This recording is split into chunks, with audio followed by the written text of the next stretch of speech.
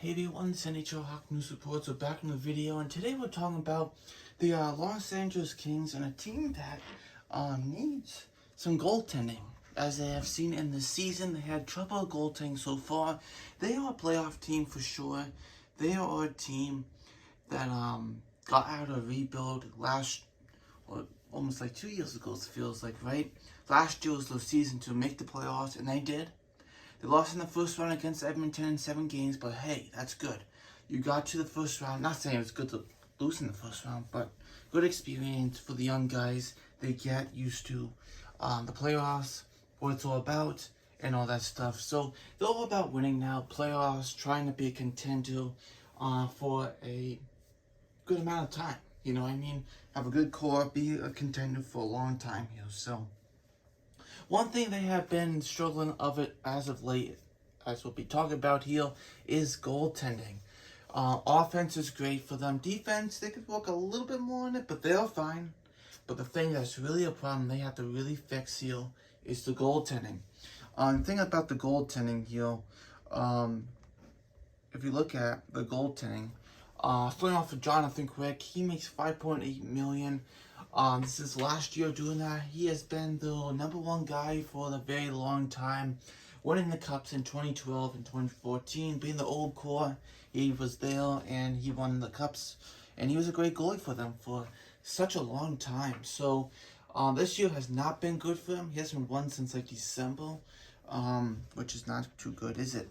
But he has been a solid goalie through his whole career. But things are showing age again for him. Last year he bounced back. This year he's kind of been, not the best. So that's been a problem for them.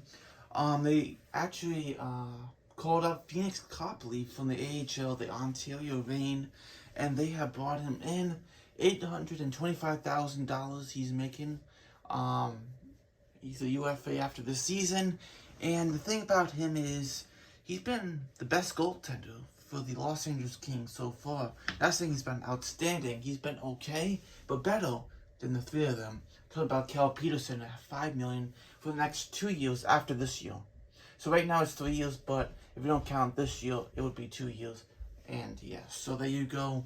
Cal Peterson was waived. No one picked him up on waivers, and he has found himself in the AHL playing games, trying to maybe one day get back there. But they got 2 more years of Cal Peterson, and I don't think anyone's going to take on Cal Peterson's contract without the Kings putting, nice packages together to get rid of his contract. So that's the thing, Cal Peterson, someone say, hey, you want to give up that? Want us to take on the $5 million next 2 years after this year? Well, guess what? Can you give us a good package for him? So yeah, that's what it is. Unfortunately for the LA Kings, right? But they have some options here. They talked about, I know the Kings are not interested in like a UFA this summer. Like one of them is like older veterans like Talbot, Ronta, guys like that. They're not interested in. They want long-term solution to goaltending, which in this day and age, goal scoring has been up in the NHL. It is not easy to find a goaltender who can last you a very long time. A long-term solution. It is tough to find that long-term solution of that goaltender for you. So I have, some up here. 6 on the board, and I hope we can get through them and see if they're a good fit. Some of these are better fits and some are not as good fits, but these are just ones. Maybe trade speculation about them, have some term on them, some things like that, and could be a long-term fit for them or some type of fit for them. So let's get into the first one here. Talking about Thatcher Demko. Thatcher Demko is a guy who, it seems like he does not want to stay in Vancouver no longer after this turmoil season in Vancouver being awful. He's been injured this season, giving him not the best numbers at all.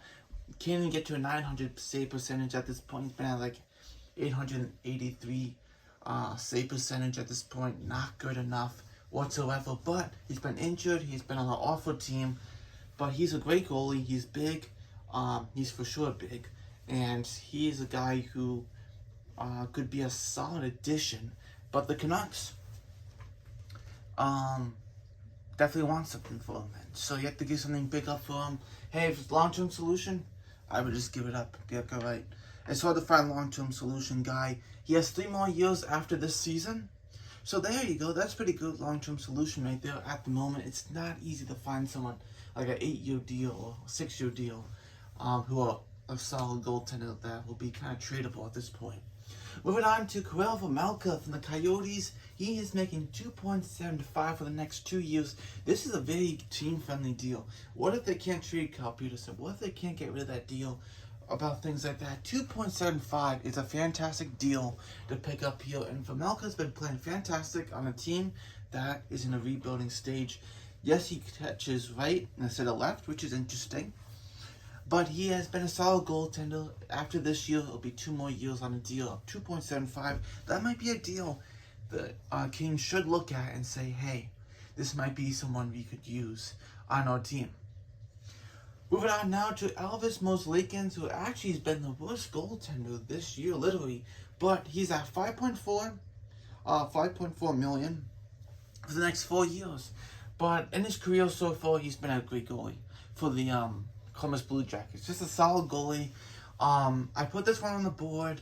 I know he has had an awful season, and I'm sure the Blue Jackets like to, bring up his stock, his trade stock a little before they trade him. If that's something they want to do, I haven't heard much about that. But I put this on the board really because of some long-term solution. 4 years after this year. 4 years. So, just saying, that's one definitely out there. Merzlikins, $5.4 million. You know exactly what he's going to get for the next 4 years. And there you go. Merzlikins could be a good fit, but I know a lot of people might say no because look how bad he is. That's just one season. Look at the Blue Jackets, how bad they've been. There you go. All right, moving on to the Penguins with Tristan Jarry. $3.5 million. And he's a UFA at the end of the year. I know I said they're not interested in UFAs, but Jarry is the exception. He's 27 years old. This might be exactly what the Kings want, is Jarry. But he's been injured. So, but I think he would be a great fit for the Kings. But how much are you going to pay for him? Then you still have the Kyle Peterson contract at $5 million. That's also something to think about. So it's like, all right, we're signing Jarry to a great deal. And then, oh, wait, we don't have room because of Kyle Peterson. And how are you going to move Kyle Peterson?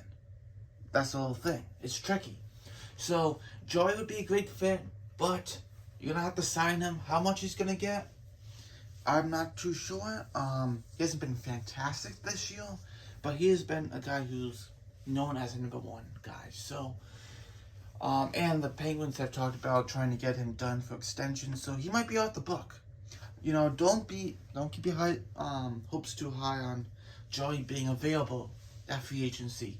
Yeah, you could try to trade for him at the deadline, but I think the Penguins are going to say, hey, we're in a wild card hunt right now. We are not trading Jarry.